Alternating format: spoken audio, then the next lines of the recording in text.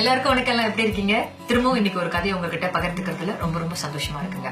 ஒரு வீட்டு முற்றத்துல 3 முதியவர்கள் அமர்ந்திருந்தாங்க. அது அவங்க வீடு இல்லைங்க, ரொம்ப களைப்பா இருந்துச்சு. அதனால அங்க உட்கார்ந்துருந்தாங்க. அப்ப அந்த வீட்டு சொந்தக்கார பெண்மணி இருக்காங்க இல்லையா, அவங்க வெளியே யாரு இந்த 3 முதியவர்கள், ஐயா இங்க என்ன பண்றீங்க அப்படின்னு வினவரத்துக்கு அந்த 3 முதியவர்களும், அம்மா ரொம்ப களைப்பா இருக்கு, தாகமா இருக்கு, பசியா இருக்கு, சாப்பாடு கொடுக்குறியாமான்னு கேட்டாங்க. அதுக்கு அந்த பெண்மணி, என்ன அப்படி கேட்டுட்டீங்க, வீட்டு உள்ளார வாங்க, சாப்பாடு பரிமாறா அப்படின்னு சொல்லியிருக்காங்க. உடனே அந்த 3 பெரியவர்களும், இல்லம்மா உன் வீட்டுல கணவர் இருக்காரா அப்படின்னு கேட்டதுக்கு, ஐயோ இல்லையே, இங்கதான் இருந்திருப்பாரு, இருங்க நான் போய் அழைக்கிறேன், வீட்டு பின்னாடிதான் இருப்பாரு அப்படின்னு சொன்னதுக்கு, உன் கணவர் இருந்தாதான் வீட்டுக்குள்ளார வருவோம் அப்படின்னு சொல்லியிருக்காங்க. பிறகு மனைவி ஓடி போய் கணவரை தேடி பிடிச்சி, இந்த மாதிரி வீட்டுல 3 முதியவர்கள் வெளியே உட்காந்துருக்காங்க, சாப்பாடு கேட்கறாங்க, நீங்க இல்லாம உள்ள வர மாட்டாங்கன்னு சொல்றதுக்கு, உடனே கணவர் போய் கூட்டிட்டு வாமா அப்படின்னு சொல்லியிருக்காரு.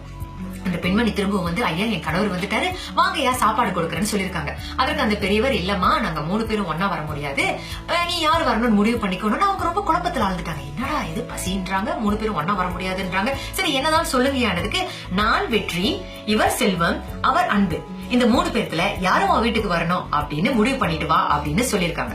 உடனே அந்த பெண்மணி வேகமா போய் தன்னோட கணவர்கிட்ட, இந்த மாதிரி ஒரு கோரிக்கையை வச்சிருக்காங்க, நம்ம யாரதாங்க உள்ள கூப்பிடுறது அப்படின்னு கேட்டிருக்காங்க. உடனே கணவர், நீ செல்வத்தை கூப்பிடு, செல்வம் வீட்டுக்குள்ள வந்தா நிறைய செல்வம் நிரம்பி இருக்கும், நம்ம சந்தோஷமா இருக்கலாம் அப்படின்னு சொல்றதுக்கு மனைவி அதை நிராகரிச்சுட்டாங்க.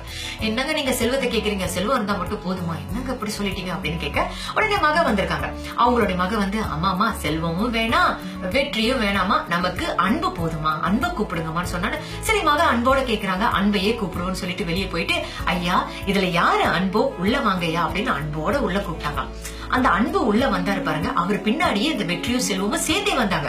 கணவன் மனைவி பிள்ளைகளுக்கு ஒரே ஆச்சரியமா போச்சு, என்னடா அது, நம்ம வெறும் அன்பை மட்டும் தானே கூப்பிட்டு 3 பேர் சேர்ந்தே வராங்க அப்படின்னு கேட்டதுக்கு அந்த பெரியவர் சொன்னாராம், நீங்க செல்வத்தை மட்டும் கூப்பிட்டுருந்தீங்கன்னா செல்வமாகிய நான் மட்டும் தான் வந்திருப்பேன், வெற்றியை கூப்பிட்டுருந்தீங்கன்னா வெற்றியாகிய அவர் மட்டும் தான் வந்திருப்பாரு, நீங்க அன்பை கூப்பிட்டுட்டீங்க, அதனால 3 பேரும் சேர்ந்தே வரோம். அன்பு எந்த இடத்துல இருக்கோ அந்த இடத்துல வெற்றி இருக்கும், அன்பு எந்த இடத்துல இருக்கோ அந்த இடத்துல செல்வம் இருக்கும், 3 சேர்ந்தே வருவாங்க, அதனால அன்பா இருங்க அப்படின்னு சொல்லியிருக்காருங்க.